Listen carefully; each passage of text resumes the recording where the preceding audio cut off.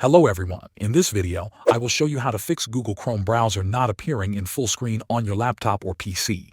The first and easiest way is to look at the top right corner of the Chrome window. There, you should see three buttons, one for minimizing, one for maximizing, and one for closing the window. Click on the middle button, which is the square shape, to maximize Chrome. This should make the window fill up your entire screen. If you want Chrome to completely cover your screen without showing the taskbar or the top menu, you can use your keyboard. Simply press the F11 key. This will make Chrome go into full screen mode. Once you do this, the taskbar at the bottom will disappear, and the only thing you will see is the Chrome browser.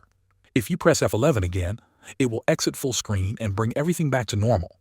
Sometimes, even after pressing F11, the taskbar at the bottom might still appear. This can happen due to small issues with Windows. If that happens, you can try restarting Windows Explorer, which controls the taskbar and desktop. To do this, right-click on the Windows icon in the bottom left and then click on Task Manager. In the Task Manager, scroll down and find Windows Explorer in the list. Right-click on it and then choose Restart. Your screen may flicker for a moment and the icons on your desktop might reload.